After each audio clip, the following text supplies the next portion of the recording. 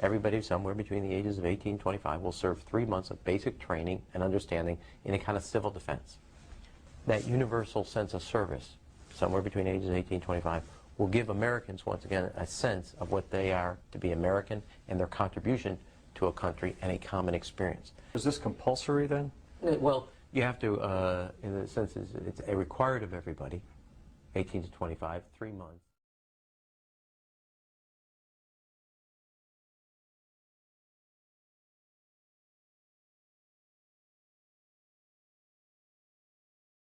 Why have we not condemned Israel and Egypt's human rights violations against the occupied Palestinian people, and yet we continue to support financially with billions of dollars coming from our tax dollars? Okay, now everybody's got to be courteous. Everybody's answering the question. Let me just talk about the Middle East generally. Look. All right, everybody, come on. Hold on 1 second. I got to answer my question first, sir. Okay. I know you got, what, you got some beads on? Are those New Orleans beads? Okay. Look.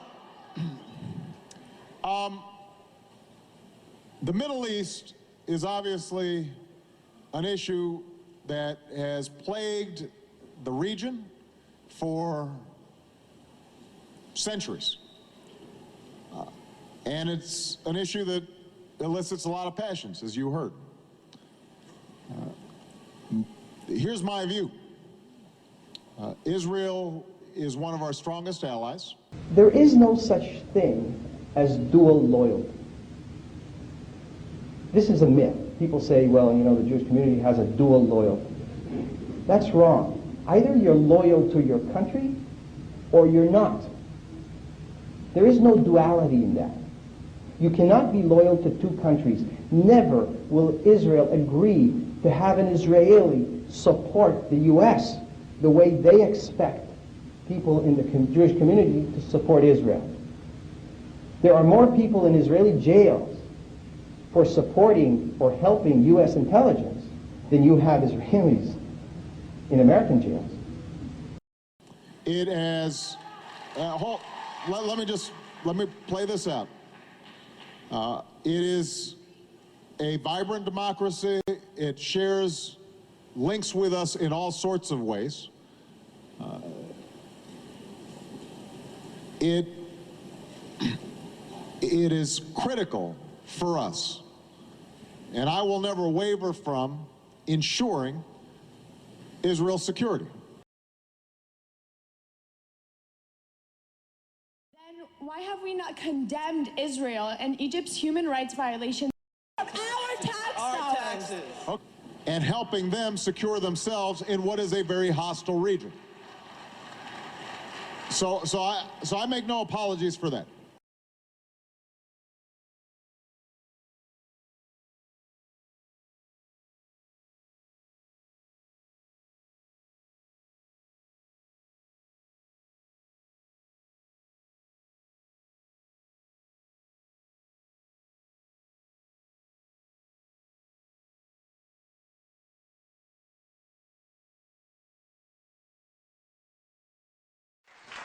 If we wish to make our children better, one of the things we have to do is to teach them the knowledge of themselves. As a little boy, my blessed mother kept instilling in me the love and the pride of being black. She made me to know my history, to know my roots. So I grew up with a love for myself and secure within myself, never feeling inferior and certainly not feeling superior, but that chip on the shoulder that the young lady spoke about is my self-assurance, my confidence, my ability to speak the truth without fear. I don't bend when I don't have to. I don't scratch where I don't itch. I look white people in the eye and speak honestly and truthfully and candidly and unhypocritically to you. That's not a chip. That's just self-assurance that comes from self-knowledge. Teach your children that, and whether we are here or there, we'll be able to make a future for ourselves. You accept the support of Louis Farrakhan? You know, I have been very clear in my denunciation of Minister Farrakhan's anti-Semitic comments. Are the Jews that came out of Europe, are they Semitic? Who are the Sephardim? Are they Semitic? Am I against them? Who has segregated them and the Ethiopian Jew? Is it not the European? No, the real anti-Semites are those that came out of Europe and settled in Palestine and now call themselves the true Jew, when in reality they were converted to Judaism.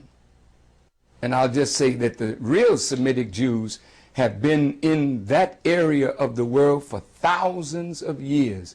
They belong to Palestine. But these Johnny-come-latelys, if you pardon that expression, have put themselves there and say that that is their land. And now the Palestinians are under what Jimmy Carter called apartheid, the same kind of treatment that blacks went through in South Africa, and the same kind of treatment that we went through in America is what the Palestinians are suffering. So who is the real anti-Semite? Is it Farrakhan? Show me one Palestinian, one Arab, one Jew that we have done any evil to except tell the truth. I have been very clear in my denunciations of him and his past statements, and I think that indicates to the American people what my stance is on those comments. The problem some voters may have is, as you know, Reverend Farrakhan called Judaism gutter religion. Tim, I think I am very familiar with his record, as are the American people. That's why I have consistently denounced it.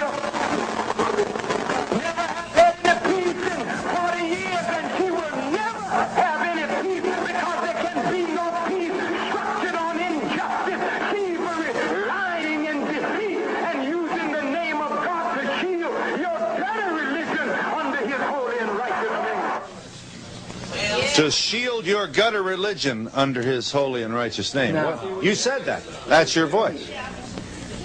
I want to say that no sane, intelligent, religious person could ever condemn the revealed word of God from the source of purity as dirty or gutter or unclean. The word of God comes to people in the gutter to purify their actions and their conduct and cause them to live upright.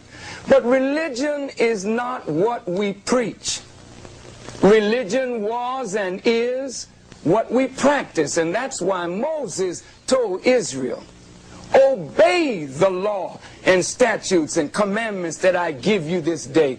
Jesus said, be ye doers of the word and not just hearers of the word. And Muhammad taught that mere belief counts for nothing except that it is carried into practice. I close this, and I hope I never have to answer this again. Black people are in this country because so-called Christians, not practicing the true word of Jesus Christ, were practicing a dirty religion. Some so-called Muslims were involved in the slave trade and in some wicked dealings in Africa, not doing what the prophet said, but practicing dirty religion. So Muslims... And I said, sir, that Israel practiced dirty religion, taking the land from the Palestinians, using lying, thieving, and murder, and the name of God as a shield for their dirty practice in the name of God. And this is a travesty in religion. This is not something new. This is something that I live in Chicago. He lives in Chicago. I've been very clear in terms of me believing that what he has said is reprehensible and inappropriate, and I have consistently distanced myself from him. If you criticize Jews, it's not that I hate the Jewish people. I would be a foolish man to hate people because of their religious tradition. But if you criticize Israel, do they call you anti-Semite? Is Jimmy Carter an anti-Semite? He did a lot for the state of Israel. But the moment he wrote the book Peace, not apartheid, in Palestine, the Jewish people called him, some of the Jews, called him an anti-Semite. Everybody that's critical of Jewish people is called an anti-Semite. But that's not true. It's a term that they use to use their power with the media to garner hatred for you and to make you back down from telling the truth. Going to Zion meant going home to the city of God. Well, that's still what it means, but now come the Khazarians, who are from the Nordic, Rus, Mongolian tribe, the adversary, precious ones, came and had a regal empire for over 300 years.